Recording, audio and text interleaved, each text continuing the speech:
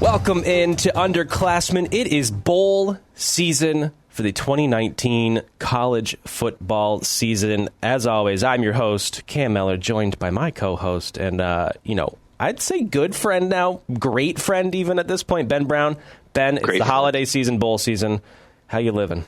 I'm living well. I'm looking forward to some quality matchups coming up tomorrow already. I know, Army Navy didn't probably...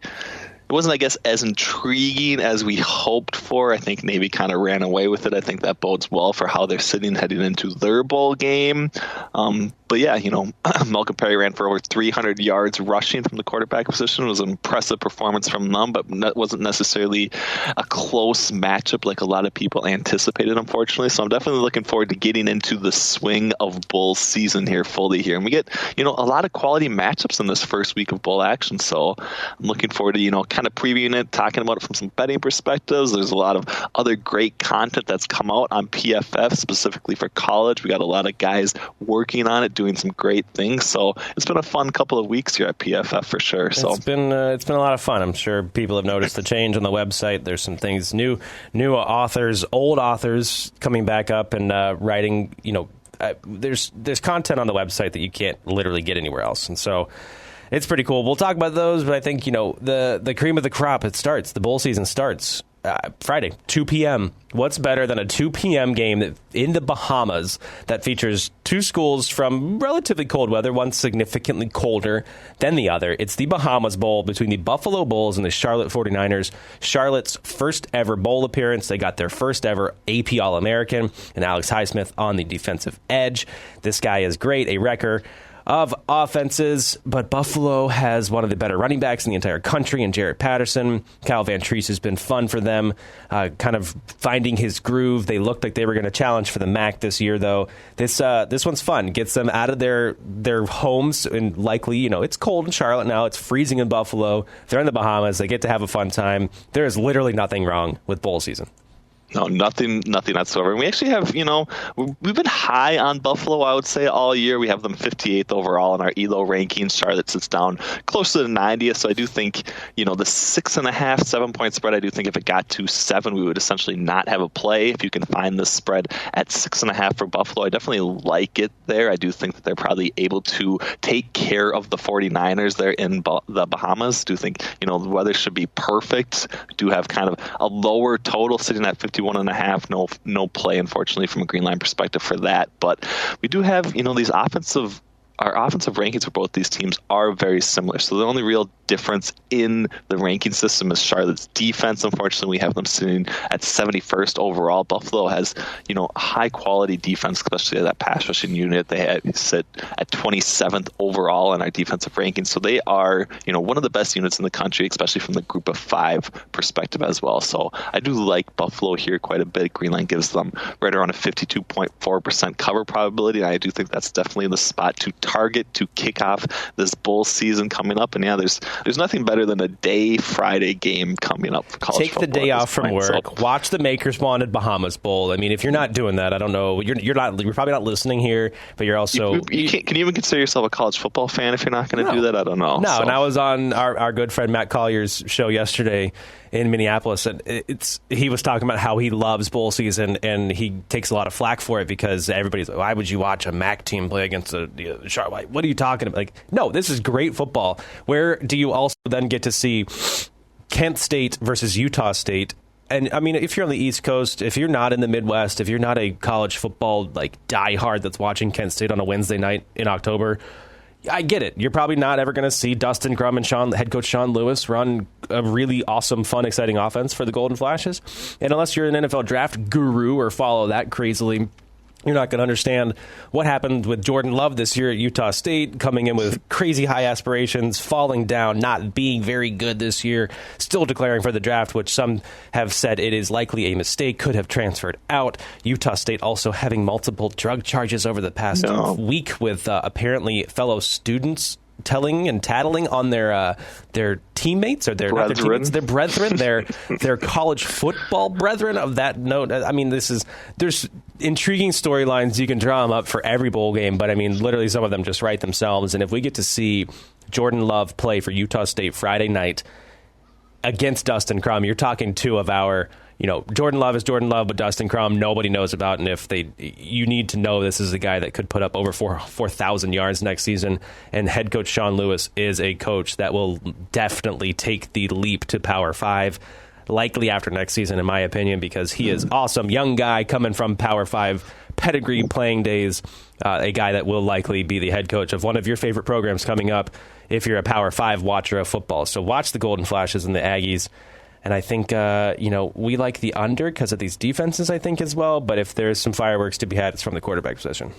Yeah, definitely. And this is kind of just a really interesting game because there's just so much uncertainty happening. Obviously, you touched on Jordan Love, the citation for marijuana use in dorm rooms. I think there was, 2 other players involved in that as well. No one's really come out and said if they're going to be suspended. Jordan Love obviously declares for the draft. A lot of times those guys sit out bowl games as well. So there's just a ton of uncertainty hanging over, especially this Utah State Aggies team.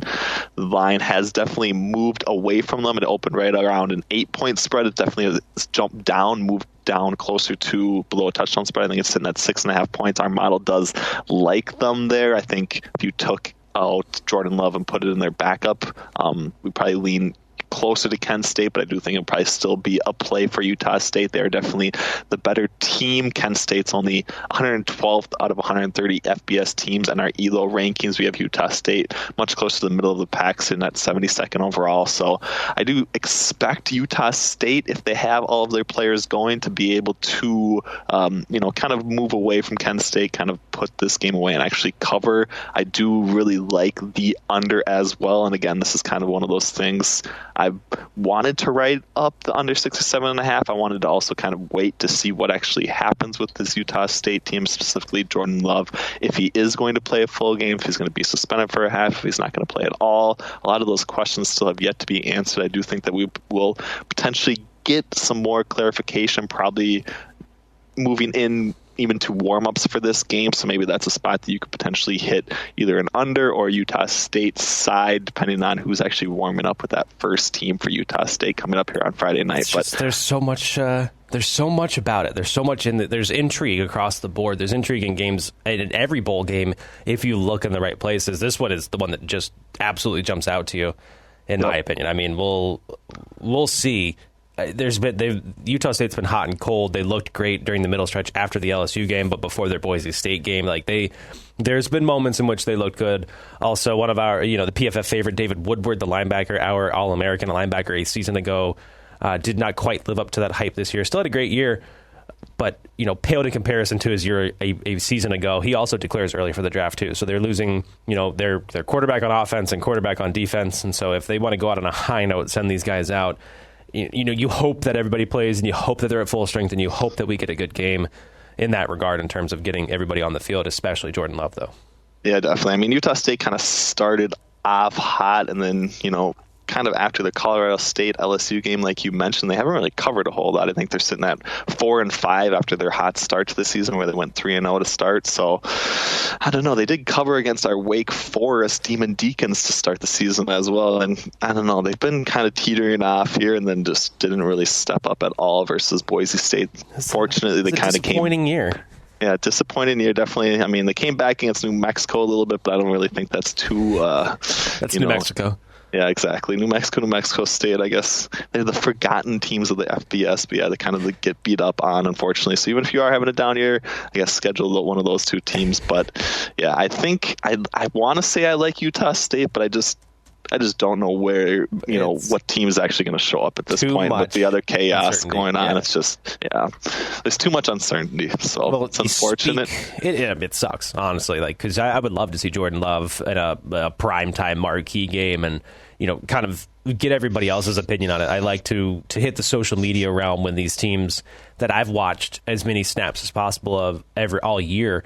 And, the consensus of box score junkies on Twitter love to give their 2 cents like they know what the hell they're talking about, and they usually don't. So it's often fun to come in on from the top rope, so to speak, on social media in these days that a Utah State gets finally a marquee primetime game and say, well, see, here's the thing. If you watched all year, you'd have known this, or the opposite way around. So you mentioned it, though. New Mexico.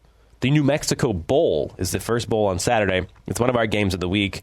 It's the San Diego State Aztecs and the Central Michigan Chippewas, the Chips, the MAC runner-up to the Miami Redhawks. But San Diego State, again, another team that they had promise at some points this year. They have a great defense. Ryan Agnew has been a little bit disappointing, grading well, but not doing a whole lot to help them win at the quarterback position. So this one has intrigue, in my opinion, all over it. That over-under, though, at 40.5 doesn't bode well to get people excited. No, it's going to be, unfortunately, kind of a slugfest, probably a pretty slow-moving game. Of course, we have, the Central Michigan Chippewas ranked 124th out of 130 teams according to our offensive ranking. Obviously, that has some effect on that over-under total as well. We do actually lean slightly towards the over at 40.5, so there is an expectation that we probably see a few more points being scored than what the market currently indicates, but we'll see. It's been interesting. This has been one of the more interesting line movements we have seen since the bowl games came out, and they kind of dropped those opening market prices. I think San Diego State started off right around 6.5 point favorites, so they were sitting just right below that touchdown favorite. They've dropped 3 full points right now. It's kind of settled in closer to a 3.5 point favorite. I do think that is a little bit of an overcorrection towards Central Michigan, so I definitely like the San Diego State Aztecs in this spot. I'm definitely going to side with Austin Gale's alma mater. I do think that they cover. No wonder it's the game of the week for us. The game, yeah, exactly. I mean, we should have known at this point, but it is, I think it's going to be a great game. I do think San Diego State's definitely going to cover. Green line gives them right around a 52.9% cover probability. They have by much better offense. They also do have the better defense according to our Massey adjusted defensive rankings. So I do think that they are clearly the better team in this situation. It's just that line movement has me almost a little bit nervous because I'm not quite sure what made that market move so significantly. I try to look for any sort of news, injury, players sitting out, things like that. I really haven't found anything for the Aztecs at this point. So it seems like it's just a spot where we're different than what the current market consensus is. And I guess that's probably fine because we are, we've been high on San Diego State all year. It is a team that we've probably liked in the majority of their games from a betting and spread perspective. So this is just another situation that we can hopefully take advantage of them because they have done, pretty well for us, I guess, throughout 2019 so far. So it should be fun. Take advantage. It's that should be our slogan. Take advantage. And if you listened, you knew early line movement was a thing. Get in while the getting was good.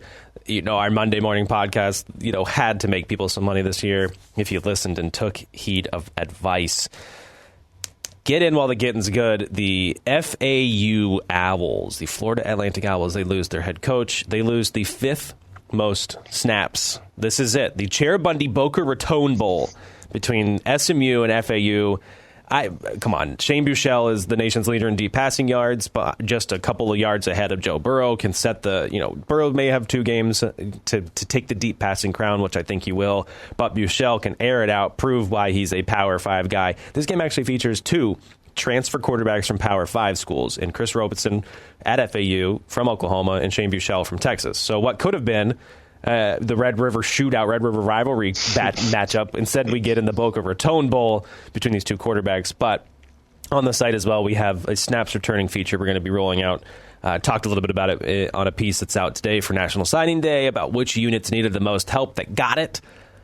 Hint, it's the Georgia offensive line who has to replace both of their tackles. They signed 2 of the top 19 players in the country, 2 of which are both tackles. So clearly they win. It's not a shocker there if you pay attention at all. Anyways, over 57% of FAU's snaps from this year are gone to either early declarations of the draft or graduation of senior class. Therefore, this is it. FAU, they lose Lane Kiffin as their head coach. They're losing a bunch of players. Send everybody out on a high note because things are going to get a little bit different. I think going forward, you're losing a lot of players. You're losing your head coach. That speaks volume to what Kiffin was able to build. He is now going to Ole Miss. But this game features some fireworks, I think, in my opinion. Yeah. Yeah, definitely. I do really like both quarterbacks in this matchup. I have like Chris Robinson all year. Obviously, Shane Buechele, we've talked about extensively on the podcast before. He is one of our favorites. SMU obviously has a high-powered offense. Right now, they rank 24th overall in EPA generated per pass attempt. We have them, a little lower in our offensive ranking, closer to 52nd, but we actually have Florida Atlantic's offense ranked 26th overall, so they are basically twice as good as this SMU offense is right now, according to our opponent adjusted rankings, of course. So it's been good. They've been really high quality. I don't think we've actually taken fully into account Lane Kiffin's departure at this point. It has had a little bit of effect on the line movement. I think Florida Atlantic opened up as 2-point favorites. I think you can find it closer to 3. It even looks like it's 3.5 in some spots. I do think Greenlight would potentially lean towards Florida Atlantic at 3.5. At 3, I'm not really buying into it as much. I do expect Shane Buechele to probably finish off this 2019 season on a high note. Fun little fact, according to, we're releasing an article today on college wins above average. It's kind of very similar to our NFL WAR metric that we had, and James Prochet, wide receiver, was the second highest wins above average player for 2019 that wasn't a quarterback at this point. So it's been fun. They do have, a lot of players on that offensive side of the ball that can, make plays for the SMU Mustangs. I don't think Reggie Robertson is unfortunately going to be able to play, but of course they have James Prochet, which has been the best wide receiver from a wins above average all right. Perspective So at this point. Let's explain it. Explain it to me like I'm 5. 5. Okay. Fine. Explain it to me like I'm 4. Wins above average. It's hard enough to get everybody to understand WAR for football, wins above replacement. People just take it as the gospel in baseball, and they see whatever number is good for a pitcher, and they move on about their life. I don't think people truly understand WAR in baseball. We're getting there to helping them understand WAR for the NFL level, but WA in college. Yep, definitely. Is there a quick definition? So it's really, it's honestly really similar to our WAR metric for the NFL. The only real difference is that definition of basically replacement versus average player. In the NFL, a replacement level player, replacement level team would probably sit right around 3 and 13. It's supposed to be one of these guys that you could potentially sign as a free agent off the streets. College, obviously, there's a little bit different of an aspect going on there. It's, not necessarily a replacement level player. I think a replacement level player at this point would probably be, me or you walking onto a Division I school or something trying to play some football, which probably wouldn't end too well at this point. But average over the course of a season, it would essentially be a player who had no positive graded or negative graded throws from our PFF grading perspective. So imagine a offensive lineman or a cornerback who had no negative plays, no positive plays. That would essentially be what we would define as an average FBS player at this point. We're basically taking that as the basis, and we're defining based on PFF grades how much better or worse a player did throughout the course of a season, specifically 2019 in this case, to highlight just how valuable or how much value they actually added overall to their team wins. So it's it's a similar concept to what they use in baseball. Of course, it's very similar to what we have developed for our NFL version. It just takes into account a slightly different base as far as what we are, starting point for what we're actually defining as, what's average, what's replacement, things like that. So it is, an interesting metric, and it is one that's supposed to definitely highlight value, potentially where, a lot of people aren't seeing it when you're just looking at, random box score stats and other things like that. So it's definitely something we will hopefully be utilizing going forward. But yeah, James Prochet had a great 2019 season. I think he was a little, undervalued according to every other metric, but he did grade really well for us, and he has contributed immensely to this Mustangs team. So he definitely sits high in our wins above average. It's interesting. You can even go back at this use case specifically. We talked about it in a big time catch moment. Prochet caught the game winner in triple overtime against Tulsa. This guy that is well above replacement, well above average. That catch, he won them the game. That is a catch that only 5 or 6 receivers in college football make. Prochet makes it. It's probably not very common that these guys that are that high have an actual evidentiary piece of tape from this season that you can say, wow, okay, I get it. He's well above average. Cue up the tape. Search James Prochet, SMU versus Tulsa overtime catch, and it will pop up. There are people dissecting it on YouTube in terms of how amazing this catch is. So it's what a use case, what an example actually to pull out, to have that moment from the 2019 season fresh in everybody's heads, because if that doesn't explain it to you, I don't really know what does. Yeah, and obviously, that one specific catch didn't get him all his, combined total of wins above average, but overall in the season he did contribute basically, one win above what an average wide receiver would have done for the SMU Mustangs at that point. So taking into account that fact, it is very, it is interesting to see and look at and kind of, piece together the season that he actually had, and it was very productive and it was great to see. So it's, the article's coming today. I'm really excited about it. It's been a lot of fun to kind of work with Eric Eager, who, put together both the college and NFL WAR metrics as well. So it's been fun to watch. There's some definitely interesting nuggets that we have as far as data for the PFF era, which goes back to 2014. So we just kind of tried to talk through, probably some, undervalued players, some people that were probably not as known in college football circles, or at least weren't known and talked about, in some of these Heisman Trophy discussions when they, potentially could have been at that point with, understanding of our metric and how valuable they actually were to their team on that season. So it'll be fun. It'll be something that we'll definitely introduce and discuss going forward. It's something that we can also use to kind of identify, team level information as far as how much better a team is, if there's, been a level of or amount of luck that's played into some of their wins and losses and things like that. So it's definitely a metric we're going to be using to assign strength to an overall team as well, and we'll probably incorporate it into some of our green line models and things like that. So now we're talking. Back to green line. That's awesome, and I'm excited to read it. I've seen snippets and I've seen some charts that Eric had, so I'm pretty excited to read the full thing. Back though to the best time of the year. It's bowl season.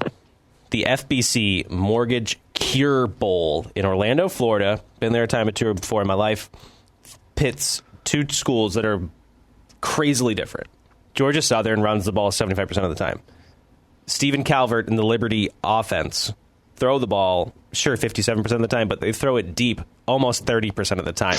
So this is an offense that you will see Antonio Gandy Golden, their star receiver, in the NFL playing. All this guy does is just grade positively. He may not be the quote sexiest to do it at the receiver position, but this guy on go routes, no matter how you filter it out into our receiver route buckets, whether it's a stop and go, it's just a straight go, a seam route, a back shoulder go, an end zone fade, it does not matter how you break down where Gandy Golden, AGG, gets his targets on these straight line routes.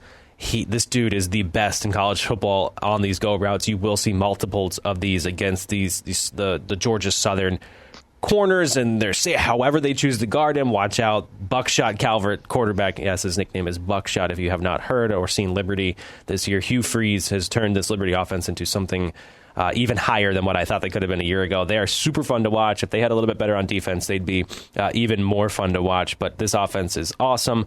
And then you get to see the complete opposite. Georgia Southern will grind you out. Shea Wertz and their sort of hybrid option offense they run is also fun to watch if you're a college football fan. Yeah, definitely. I'm surprised Liberty sits 31st overall in our offensive ranking system. So they have definitely exceeded expectations, especially from an offense perspective. In my opinion, I do think that bettors have started to kind of back them as well. We have seen both this spread move from a 6-point spread, when it first opened, all the way down to 4 points at this point.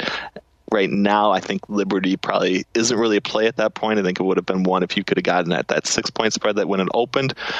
Over under sits at 58.5. I think that opened right around 56. So it sounds like the market seems like it's going to buy into the ability of Liberty to at least score some points against this Georgia Southern defense that we have ranked 48th overall at 58.5. We do like the under.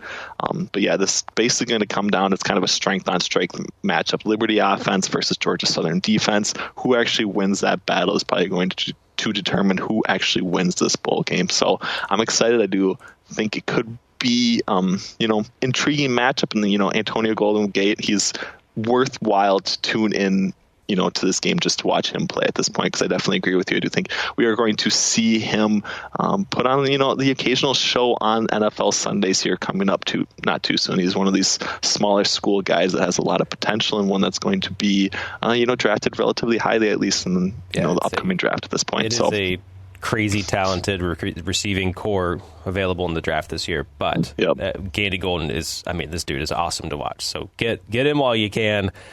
It is terrific to watch. So the next one up as well, the next bowl game here. This one, again, if you followed us, you know that this is exciting. The Camellia Bowl in Montgomery, Alabama, Florida International, Arkansas State. This is a game. Lane Hatcher quarterbacks the Red Wolves for Arkansas State. He's a Alabama transfer. He has Omar Bayless, who was at one point leading at basically every category in receivers, targets, receptions, yards, an All-American. Awesome season for Bayless. Awesome season for Kirk Merritt as well. Their defense has seemingly struggled. Their offense can't quite keep up with the pace that they have. They're great in the Sun Belt. This is a really fun one to sort of gauge the mid-tier powers, so to speak, the mid-tier teams of the Conference USA and the Sun Belt. So to see these receivers go up against arguably one of the better secondaries of the Conference USA that FIU has. They have Dorian Hall, who has an elite grade this year. Stanley Thomas Oliver, one of the better cornerbacks in terms of limiting completions and yards after the catch. And then Josh Turner, a guy who does not have a lot of snaps but has crazy great sticky coverage skills. So these two guys in the back end and Dorian Hall sort of free roaming around the secondary area. This is a team that can shut down this Arkansas State passing attack. So this one has some intrigue in terms of watching Bayless go up against arguably maybe one of the better secondaries that he's going to face or have faced not only this year, but basically in his entire career. Yeah, definitely. And, both of these teams have been teams that we've actually backed at certain points throughout 2019. I think we backed Arkansas State a couple times. Fortunately, they didn't really get there for us. Florida International did come through for us. Right now, Greenline does lean towards Florida International. We do have their offense ranked probably a little lower than expected at 74th overall. They do have the 21st best EPA per pass attempt in the country. So there's a little bit of discrepancy there. I do think that the Golden Panthers are going to be able to move the ball a little bit against Arkansas State here, and I do like them to probably cover this 2.5 point spread. Defensively, both these teams play pretty well. I think we have Arkansas State sitting at 43rd overall in our defensive ranking, Florida International 39th. So could expect to see just a little bit less points than the current 63-point total as well. But I think a lot of that's going to come down to how well Arkansas State's able to move the ball against Florida International. And we'll see if they are able to do that or not here coming up. Arkansas State does have EPA per pass attempt sitting right around 0.10. So it should be interesting matchup as well, and it's one I'm excited for. I do like Florida International here, so it's definitely a spot that I'm backing the Golden Panthers here coming up on Saturday. Like it. How could you not with the Golden Panther as your logo? Take a cat, big cat over a big dog any day. Come on, if you've seen the videos on National Geographic, big cats can pull crocodiles out of the water in their home territory. What can a big panther do to a wolf? I'm sorry. Anyways, I digress on mascots. We're going to come back to the Las Vegas Bowl because that one is fun to talk about a little bit more in depthly. The R&L Carriers New Orleans Bowl. App State versus UAB. UAB leading the country with 92% of their targeted passes, yards, and receptions all leaving. So this is it. They have a talented receiving core they need to get the ball to.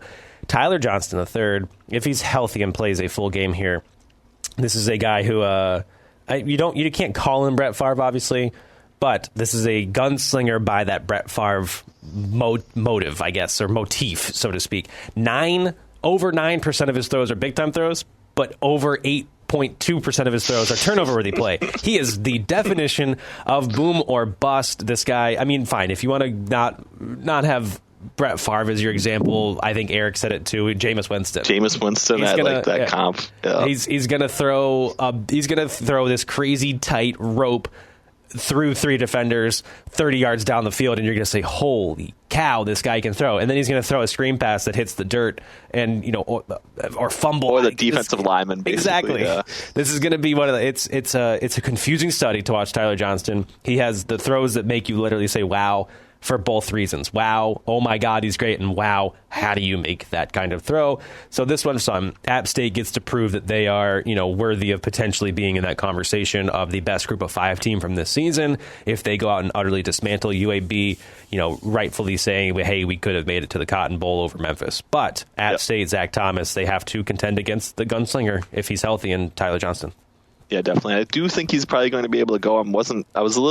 I guess I didn't know exactly what was going on with UAB Blazers quarterback position here towards the end of the season. I know Tyler Johnson seemed to be at least healthy or suited up in a lot of games, but they weren't actually giving him the full go for the last couple of weeks. I do expect that he'll probably play a full amount of snaps here in this bowl game, but we'll see. It definitely could turn into a defensive battle. Both of these teams rank, Appalachian State 16th overall in our defensive ranking, UAB's 13th overall. I think they sit right around 28th in the country in pass defense EPA allowed per pass attempt. So this one, could be a little bit of a battle. I think Appalachian State's probably going to move the ball running as opposed to potentially maybe throwing as much. I do think they've had quite a bit of success doing that. 17-point spread, I would lean slightly towards UAB, but again, this is a spot that the Mountaineers could definitely roll. I do like what you kind of said. I do think that they're probably going to play quite well. I do think they want to prove that they were potentially that best team in the group of 5 that probably should have gotten into the Cotton Bowl and were left out for, various reasons, basically one letdown at this point in their middle of the season. So it'll be a fun group of 5 matchup. These are, 2 teams that I have been high on all year from that group of 5 team. I think the Blazers have been basically the underclassmen's favorite team to back at this point. It worked out very well for us early in the season when Tyler Johnston turned into maybe the bad version of Jameis Winston. It hasn't gone as well, unfortunately, but that's the fun thing, and that's the reason you got to tune in, is because you never know what you're actually going to get at this point from Tyler Johnston. So it could be intriguing just from that perspective as well. So if you enjoy Jameis Winston style football, definitely tune into this UAB Blazers versus App State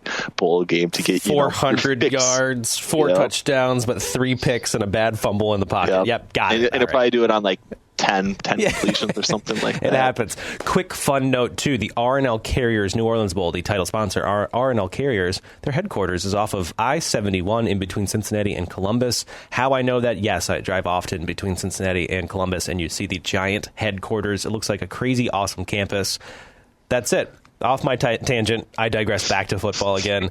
The Mitsubishi Motors Las Vegas Bowl. This rounds out the Saturday slate. This is probably the one that everybody's going to be watching. This one also screams intrigue without you having to really dive too far into it. Chris Peterson, head coach for one more game of the Washington Huskies before he steps into his admin role and Jimmy Lake takes over. Chris Peterson's former team, where he came from, Boise State, they get to face off against each other. Washington versus Boise State in the Mitsubishi Motors Las Vegas Bowl, 7:30 p.m. Eastern. This one has marquee matchup written all over it for that reason, but also for this talented, crazy talented defense that the Washington Huskies have going up against arguably the Power 5 or the Group of Five's better offense in terms of how they've gotten their play done this season. They've had a crazy great start to the year with Hank Bachmeier, true freshman quarterback, and then they've gotten plus play from Chase Cord and now Jalen Henderson. So plus play from 3 quarterbacks only bodes well for your future, but also for how well you've been able to recruit at Boise State. So this one, Boise State can prove that they're up there as well and deserving of not only Mountain West dominance, but also, hey, we're also still here, guys. We're a top 25 team. Yeah, definitely. I mean, we get an early top 25 matchup. We still have Washington and Boise State sitting in our top 25. Of course, Washington underperformed, I would say, here in 2019, especially with what we expected them to actually accomplish. So this is, a very intriguing matchup. It does seem like, Washington opened up right around 3-point favorites. It has slid out to 3.5. They did gain the hook here, closer to game time. So if you can find that 3.5-point spread, I definitely like it for Boise State. We do give them at that price of 53.2% cover probability. I do think that's definitely a spot where they could get it done. Washington, they could be emotional. I don't know how well they'll play with Chris Peterson's last game, but, maybe they finally actually put it together here. They are very talented, so they are capable of, I would say playing with or potentially blowing out almost any team in the country. So maybe they prove that this week, but I don't really think that's necessarily the game script that how this is going to play out. So I would side with Boise State Broncos. I do think they are able to get it done against, Washington's 5th overall ranked defense. I think they'll score enough points to at least cover the 3.5 point spread here. So it should be a fun matchup. I do agree. I think a lot of people will probably be tuning into this, December 21st game. Unfortunately, I think it'll be competing a little bit with some of that NFL action we have coming up on Saturday night as well. But it's definitely a spot you can flip back and forth quite a bit if you want to get your full fix of football in here before the holidays really set in. So get out of here. How can you watch NFL football when you have Washington versus Boise State on? Come on. I hear you. I'm with you. I'm just saying, the casuals. This is fantasy football's like, this is it. This is the weekend. This is the championship weekend. I think this is week 16. Yeah, but it's Saturday. You still have Sunday games. Come on. Yeah. I know that. I think they have like 3 games on Saturday or something. I think Bucks and Patriots are playing in 2 of their games. I think. Look, this is how far removed I am. This is how deep I am to the bowl season that I couldn't tell you who the first Saturday games in the NFL this year. First time probably. Maybe since I was 2 that I couldn't tell you that there is a Saturday NFL game and who's playing. We're Thursday. This is 2 days before games will be played. I used to, wait for those Saturday games in the NFL slate. So I understand where you're coming from. I understand where people will be coming from. So maybe if you're listening now and you understand that, hey, college football is still the better of the 2, in my opinion. Better product, yep. It's fun to watch. Yeah, I think Rams 49ers is on at 8:15, so it's a full slate of West Coast football action at least, so it should be fun. But yeah, definitely go with Boise State at this point. That's what the side I'm leaning, the side Green Line leans, and I think they will potentially get the cover here in a big, maybe not a victory, but at least a cover spread. So give them right around a 42% win probability. So it should be a fun matchup. Do you have any leans specifically on this game? No, I don't. I'm nervous to pick between these two and like a mid-tier Pac-12 team versus a top-tier Group of 5 team. I still would side for Washington to cruise. I think that Jacob Eason has enough in him to be the significantly better quarterback, whomever Boise State puts out there. So that was where but I would also stick away. Like, if anybody knows Chris Peterson, what they're going to do, it's Boise State. The way that they're coached and the way that they prepare for things, I see them also being way too competitive for this one, and they have a lot of talent. So it's one I'm going to enjoy watching and stay away from. When I'm going to back my Knights again, though, this Monday. This is also a game that you need no excuse. There's no reason not to watch. Monday at 2:30 p.m. Eastern. If you're on the West Coast, this is an 11:30 kickoff. How #blessed are you on the West Coast if you can just flip on, if you're at work on the 23rd, just throw the stream on your computer, throw the stream on the TV. Hey, guys, it's Christmas Eve. Let's have the UCF Knights. Let's be, again, #blessed to watch Dylan Gabriel and the UCF Knights, because that's what you are. If you haven't watched them this year, there's something wrong with you, and you need to get a CT or a CAT scan or whatever they are. Go out there, fix yourself, fix your brain, because UCF is must-watch football. Even if you've had a down year of multiple losses this year, let's face facts here. This was a team that still just 3.5 years ago, essentially, at this point, hadn't won a game all year long. So for them to still be in this nationally known spot that the UCF Knights are in, go ahead, go watch them. If Gabriel Davis plays at wide receiver too, he's declared earlier for the draft, he may sit out. I haven't seen anything about that. But if Gabe Davis can play, watch one of the better Group of 5, one of the better receivers in all of college football in action one more time when UCF beats Marshall. Plays Marshall, but... Plays Marshall. There's 17.5 point spreads. It does seem like the market is buying into your UCF Knights here a little bit. I think they opened up right around 16.5 points. So we'll see that it bumped about a full point. It did cross a key number 17 at this point. At that price, unfortunately, I have to side with Marshall. The Thundering Herd. Greenlight gives them right around a 53.3% cover probability. It's just, a ton of points to be laying at this point. I do think these teams aren't necessarily that evenly matched, but, their defensive units sit at 30 and 31st overall on our defensive rankings. So the key differentiator, of course, is going to be UCF's offense, which we have ranked 14th overall, versus Marshall's 62nd ranked offensive rating. So this one, I do think UCF's going to score some points. I do think they'll probably win pretty comfortably. We do give them right around an 87.7% win probability. It's just covering that 17.5 point spread might be a little bit more of a stretch, but I could definitely see them winning, right around by 2 touchdowns or something like that. Maybe Marshall gets one of those late covers of things that we always talk about to see to kind of, swing the spread in their direction. Who knows? But 17.5 feels like a little bit too much to be laying on UCF at this point. So I think it's either a Marshall play or an avoid, or if you are a diehard UCF fan, I guess you could play, from that angle as well if you really want to. But I do expect these defenses to potentially win out in a lot of these position battles, and we'll see. I do think the under is also in play. It sits right now at 62 point total.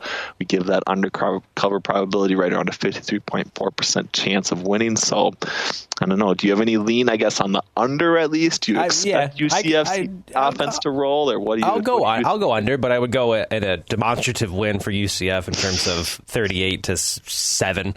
Because Marshall's going to have to throw on them, and if you throw Tay Gowan's way, this is a guy who allowed 40% of the throws his way to be caught and didn't allow a catch longer than 26 yards at all this year.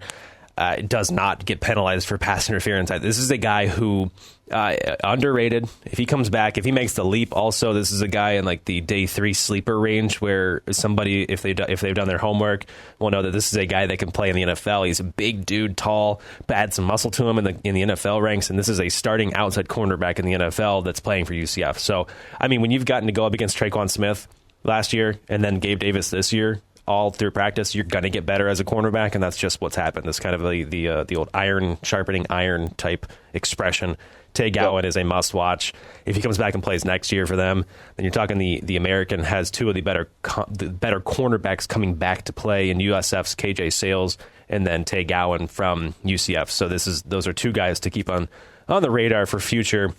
If Gowan does declare for the draft this year, which he could or may have teased. So we'll see. But yeah, under, because you're not going to be able to throw on him or the rest of that UCF defense. They've really kind of buckled down as of late. That Cincinnati game kind of a weird game in terms of, Ahmad Gardner has the pick 6, and Cincy wins in terms of that, kind of getting away from them there. So UCF, I think, still much the better team. Let's round out this early slate of games. We're going to go all the way to Christmas Eve here. The last game, Christmas Eve, a home game for the Hawaii Warriors taking on BYU and underclassmen favorite quarterback Zach Wilson. Well, second favorite quarterback if you don't count Brock Purdy. Can't count Brock Purdy there. Yeah. Not yet. In this week, probably our favorite quarterback, Zach Wilson, BYU making the trip out Christmas Eve, Hawaii Bowl against Hawaii.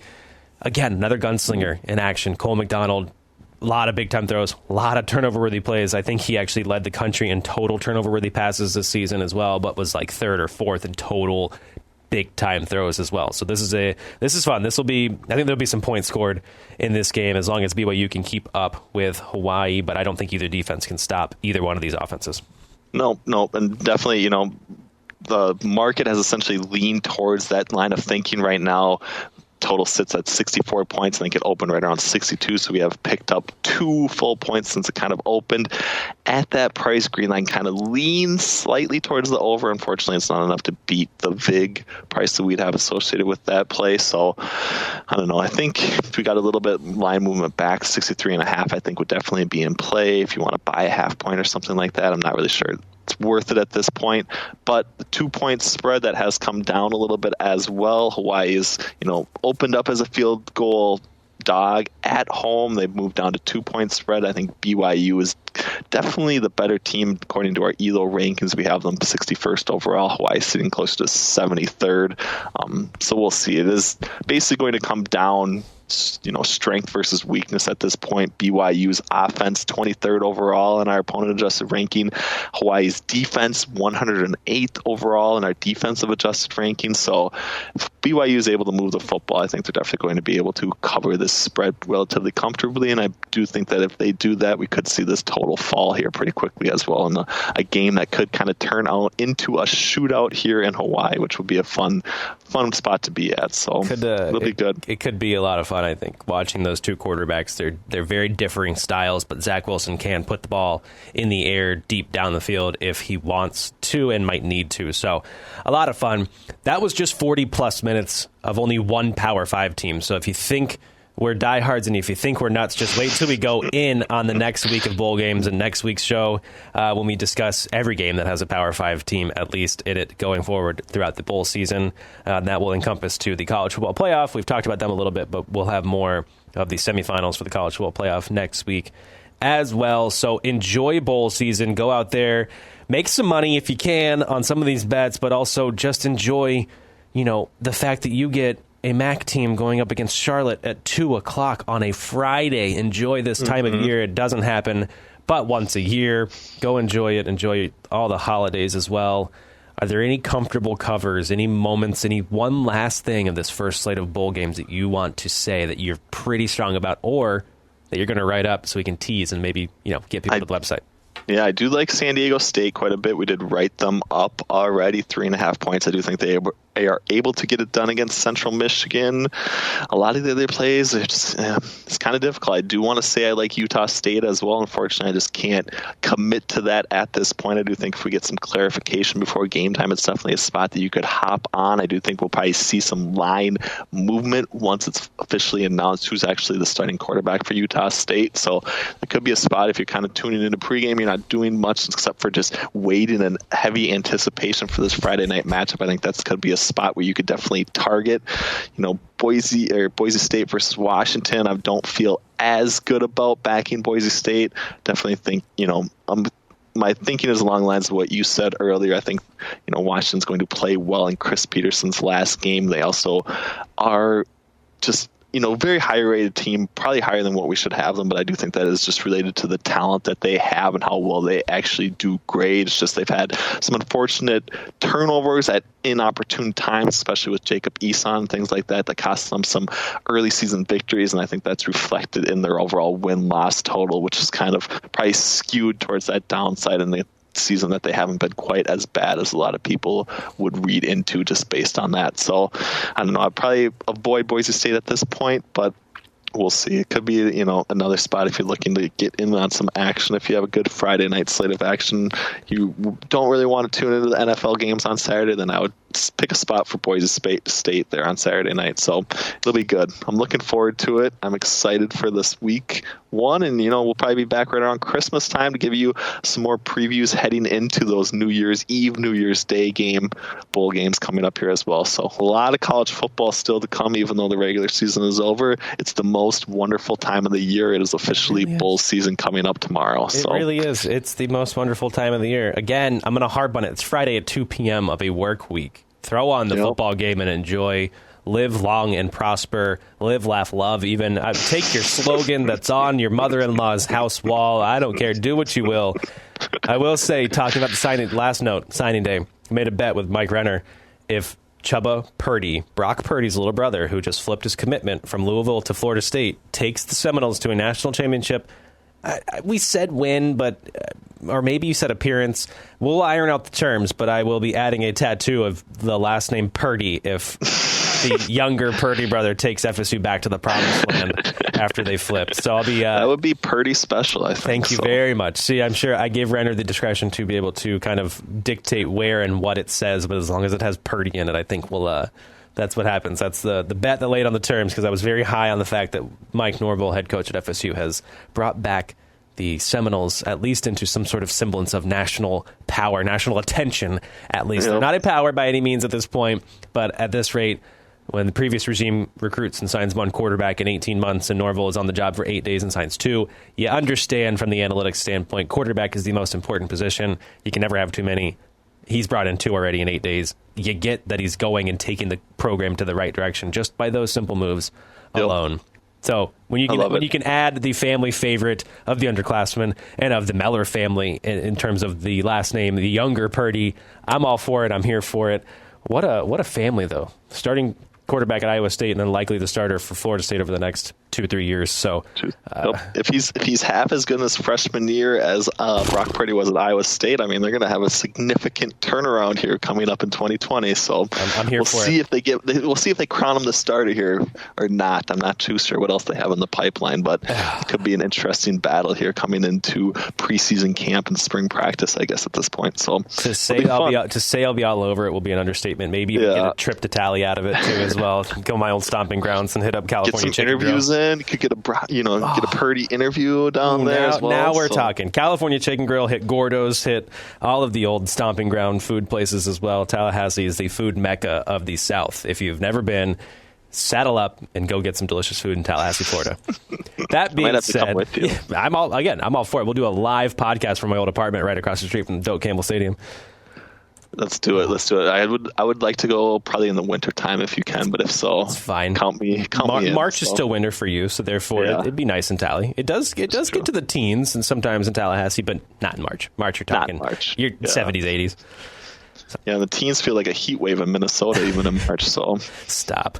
That's gross. All right. On that note, again, we digress. Enjoy the holiday season, enjoy bowl season, and enjoy some Saturday NFL action as well. For Ben Brown, I am Cam Mellor. This was Underclassmen.